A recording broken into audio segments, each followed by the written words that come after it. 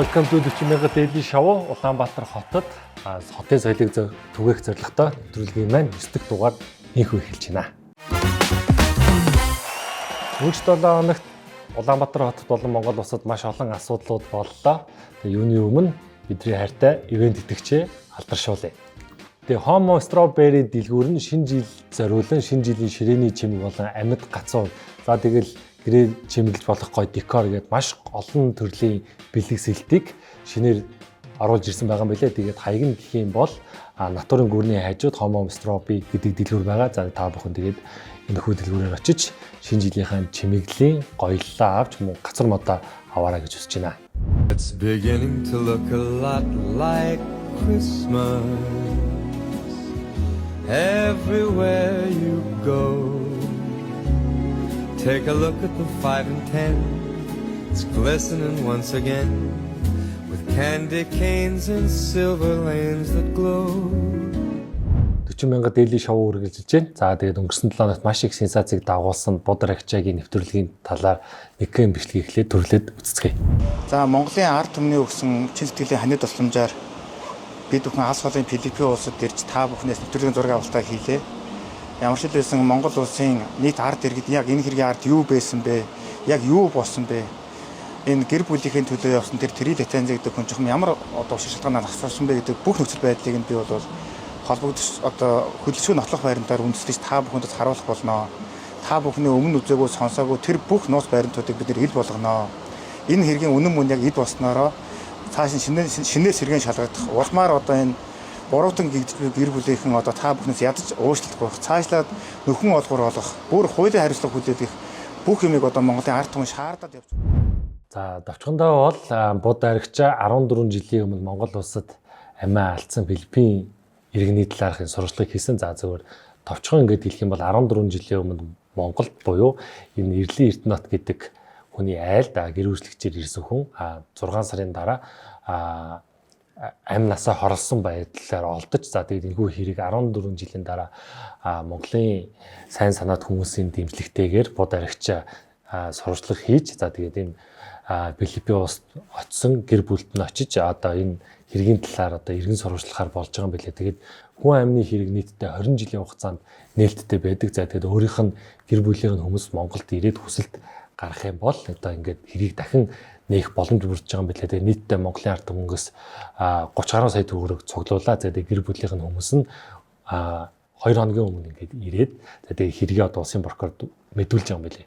Давчхандаа ярих юм бол ерөөсөө энэ айлд ирснээсээ хойш гэртэйгээ холбоо барьж чадахгүй байж байгаа гэдгийг амиа орлоо гэсэн мэдээлэл гарсан. За тэгээд амиа орсныхан дараа цогцыг энэ Филиппин улс руу гэр бүлөө нь явуулсан билээ. Тэгээд хамгийн сонирхол татж байгаа зүйл нь болохоор би энэ очиход цогц нь очиход дотор нь зүрхэн байгаагүй гэдэг амар том асуудал болж байгаа юм билээ. Тэгээд хууль хүчний байгууллага энэ хүн асуудал дээр үнэн зөвийг нь олж нэг хит талыг барихгүйгээр ингээд зөв шийдвэр гаргах хаа. Тэгээд эргийн учир начир тайлагдасаа би өөрөө өмнө Филиппинд 2 сар шахуу хэл сурах гээд очижсэн. Тэгээд яг Филиппин хүмүүсийн бол хандлага юм бид айгүй тийм nice enjoy хүмүүсээ тэгээд юунаас олсон. Тэгээд бас хаанаа нэг асуудал байсан л хэлүүдээ тэгээд цагдаагийн байгууллагууд үнэн зөвийг нь олж хурдан тогтоож өгөөсөж хүсэж байна. 40,000 Daily Show үргэлжлэж байна. За дараагийн сэдв өнгөрч бүтэнсөө өдөр гив гинтгэл нийслэлээс захимж гаргаж тэг сондоогоор явахаар боллоо гэдэг мэдээлэл гарсан. За үүний дагуу сошиал дээр маш олон хүмүүс өө юу болж байгаа юм бэ, ийм болж байгаа юм бэ гэд энэ шийдвэр гарсны цагийн дараа хууль зүйн сайд нь мэдээлэл хийж энэхүү шийдвэрийг зотлсон. Тэгээ ер нь бол ингээд Монголд нэг ялваа юм ерөөсөн юм. Төлөвлөгөөд бодлоготой ерөөсөө явдггүй те. Зүгээр л бүтэнсэний өрөө гигэмтэй за шууд маргааш тэг сондгоо шүү гэдэг нэг тийм дураараа өөрийнхөө юм шийдвэр гаргаж байна. Маш олон хүмүүс ажиллаа төлөвлөсөн. Энэ шийдвэр чи явах ажиллаа төлөвлөсөн байдаг шүү. Дарганараа тэгээд ингээд гадаа хасах 20-с 30 хэмээн хүүтэн байгаа энэ нөхцөл тэгээд дэлхийн хамгийн хүүтэн нийслэлтэй Улаанбаатар хотод тэгээд мань нийтийг яаж хийж байгаа алхуулчих гадах явах нь энэ дээр ингээд менежментийн бодлого хийгээд төгжил үүсээд байгаа гол юм захууд бол эсвэл худалдааны төвүүд байгаа бол эдрийн цагийг оройн цагаар ч юм уу өглөө эрт болгоод ингээд юм менежменттэй баймаар. Ер нь бол хаач боосон шийдвэр эргээгээд нийгэмд маш том сөрөг нөлөө үзүүлдэг гэдгийг манайх одоо хүртлээс ойлгохгүй. Энийг зөв менежментээр зохицуулдаг байгаа шаа. Ийм төрийн шийдвэрүүдийг гинт гаргадаг биш урьдчилан дадаж нэг 7 хоног юм зарлж хагаад шийдвэр гаргадаг болоосаа гэж үсэж байна. Бид нар чинь бас хувь хувьдаа амьдралдаа энэ оронд чи амьдрах гад хичээгээд байгаа хүмүүс шүү дээ.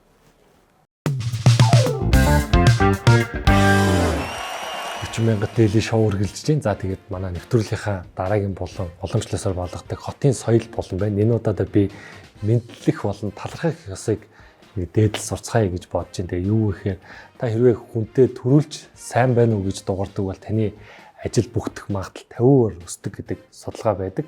За тэгээ бүр олон улсад hello effect буюу хамгийн дөрвөлж мэдлсэн хүмүүс хамгийн илдэг болон найрсаг хүмүүс байдаг гэдэг. Тэгээ бүүнөрөө хэн нэгнтэйгээ харьцахдаа хамгийн дөрвөлж мэддэж за мөн талархснаа баярлаа гэж өгдөг болцгоё.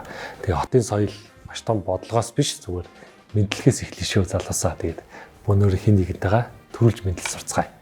40 мянгат дээлийн шоу. 40 мянга дээлийн шоу үргэлжжээ. За дараагийн мэдээ бол аимшигт мэдээ байлаа. Өнгөрсөн 7 хоногт Австрали улсад еврейчүүдийн үндэсний баярын өдрөөр 2 буутай этгээд гал нээж 1000 гаруй цугласан байгаа энэ газар гал нээж 27 хүний шахтуулж 12 хүний амьд насанд хүрсэн юм аимшигтай мэдээ гарлаа. За тэгээд тухайн үед болохоор нэг зүйлийг онцлмоор байгаа нь гартаа ямар ч юм зэвсэггүй юм хамгаалт хэрэгслэхгүй нэг хүн очиж нэг буутай этгээгээ зогсоосон тулдаа яг иймэрхүү хэмжээний хохирол учруулад болж байгаа юм билээ. Тэгээд манайхан бас энэ ойроо байгаа хин нэгэн зодолж байгаа ч юм асуудал явуул иргэнийхээ үрийг үүсгэж сул дорой байгаа нэгэндээ ингэ тусуулж хамгаалж байгаарэ гэж уриалж чинь. Тэгээд Монгол улс Улаанбаатар хот хэдий төвчрэлтэй бензингүй утаатай ч бас одоо харахандаа бас нэг буудалцаа болохгүй бас өнөө сайхан оронд амьдарч байгаа шүү бас тий. 40 мянга дээлийн шоу. За дараагийн сэдвийн сошиал орчинд гарсан нэг хэргийн талаар бүүнөр эхлээ бичлэг үзцгээе. Түрээгүй охид нэгнээ зодож дээрлэгсэн хэргийг цагдаагийн байгууллагаас шалгаж байна. За энэ онд үеийнгийн дээрлэлтийн хохирогч болсон 2200 орчим тохиолдол бүртгэгдсэн байна. За энэ нь хүүхдэд академик чадвараас гадна хүн байх чадварыг олгож чадаагүйгээс шалтгаалсан гэж сэтгэл зүйчид үзлээ. За иймээс ихтэй сургуульд эсвэл үеийнгийн дээрлэлтийн түүхийг авч хэлэлцдэг байх зэрэг хөшүүргийг хэрэгжүүлэх шаардлагатай юм а.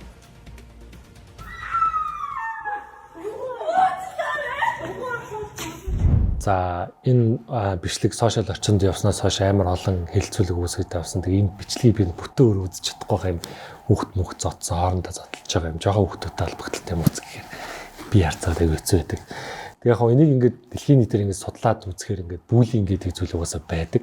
Тэгээ дэлхийн нийтээр 3 хүн хүүхд тутмын нэг нь энэхүү зүйлд өртдөг. За өмнө нь бол ингээд сургуулийн орчин ч юм уу одоо ингээд секс дугуулан дээр бол энд хамрагддаг гэсэн сүүлийн үед онлайн орчсон үүснээсээ сайбер буллинг гэдэг зүйл гарч байгаа юм билээ. Тэгээд ерөнхийдөө энэ буллинг хийдэг хүүхдүүд юунаас үүдэлтэй вэ гэхээр ар гэрийн хүмүүжил нэгдүгээрт орхигдсон. За хоёрдугаарт гэртээ хит хатуу юм гэр бүлийн уурын амьсгал өгсөн хүмүүс эмхүү зүйлийг хийгээд байна гэдэг юм судалгаа байд юм билээ.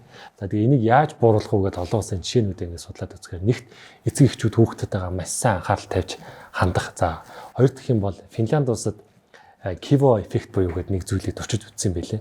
Тэгээ энэ юу вэ гэхээр бусдын өмнө өөрийгөө тавьж үзгэж хүүхдүүдэд одоо юм зааж зүгсэн кампани ажил явуулсан билээ. Тэгээ энэний хүрээнд энэ бүлэгдэл Финланд улсад 50-60% буурсан билээ. Тэгээ гол мессеж нь юу вэ гэхээр чи ингэж хэлвэл бусад хүнд яаж нөлөөлөх бол гэдгийг чи өөр дөрөө дотроо бодоод үзээ.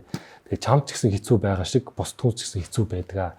Тэгээд энэхүү бүлэгдэлтэй ингээд маш олон ингээд нийгмийн байгууллагууд юм инфлюенсерүүд ингээд энэ дээр орж ингээд гоё кампани болгож ажиллах хэрэгтэй гэж би одоо бодож байна. Тэгээд ер нь бүлэд өрцөн хүүхдүүд сүултээ сэтгэл готрод ордог сүултээ амиа орлдог. Энэ бол ингээд тоглоом биш, энэ дээр анхаарал хандуулаасаа гэж хүсэж байна. Тэгээд олон улсаас тиймэрхүү арга байт юм байна. Ер нь бол тэгээд бүх шийдвэрийг гаргахаас өмнө бусдын оронд өөрийгөө тавьж үзээд шийдвэр гаргавал хамгийн оновчтой шийдвэр байдаг шүү. 40 мянга дээлийн шоу үргэлжиж байна. За өнгөрсөн 7 хоногт Зандан шатар ерөнхий сайд төрийн өмчөд 18 компаниг ховчлон гэдэг шийдвэр гаргаж байгаа юм байна. Тэгэхээр энэ шийдвэртээр браво гэж хүлээж авчин. За учир юу гэхээр энэ төрийн өмчөд компаниуд дандаа ашиггүй ажилдаг. Тэгээд энэ дээр маш олон хүмүүс орж ажилдаг, цалиа авдаг. Тэгээд дарганаар нь 30-аас 40 сая төгрөгийн цалиа авдаг. Төсвийн дээр маш их дарамт үүсгдэг. Тэгээд энэ хүү газруудыг ингээд ховчлъя гэж шийдэж байгаа юм билээ. Тэгээд жишээ ололлууд Мяд компаниг ховчлъя гэж байгаа, Төрийн банкыг ховчлъя гэж байгаа юм байна. За Монголын цахилгаан холбоо гэдэг нийтдээ 18 компаниг ховчлохоор шийдвэр гаргаж байгаа юм байна. За энэ дээр ингээд гоё судалгаа мэдээлэлтэй байгаад гарвал ер нь төрийг би нэвтрүүлгээ дамжин хэлээд байгаа аль болох цонхон бүтцтэй байх тусмаа хулгай байхгүй болно. Намаас хүчээр томилогддог дарга нар байхгүй болно. Тэгэхээр илүү эко органик систем үйлчлээд ихээр ашигтай ажил нь тэгээд Монгол улсад ихтэй эдийн засгаас эргэлтэнд оруулах гэж бодож байгаа. Тэгээд зандан боороо үнэхээр энэ шийдвэрийг гаргаад товчилж чадах юм бол үнэхээр шүтээ. Тэгээд энэ ажилд нь амжилт хүсье танд. 40,000 дээлийн шоу үргэлжлэж байна. За тэгээд Монгол улсад бүх шийдвэрийг хааж боодог шийдвэрээ бас л өнгөрсөн 7 хоногт гаргалаа.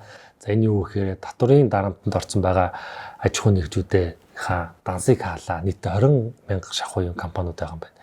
Энэ компаниуд чинь татвараа төлж чадахгүй нэмээд дансаа алгаж гарч байгаа. Яаж бизнес явуулж энэ улс чинь татвар төлөх юм бэ? Тэгээд энэ дэр ингээд нэг бодлоготой шийдвэр гаргамаар байна. Ер нь бол энэ хамгийн том дарамт үүсгэж байгаа энэ жижиг дунд байгууллагад дарамт үүсгэж байгаа татварын бодлого бол нийгмийн даатгалын бодлого гэж одоо улс орноор л яриад байгаа.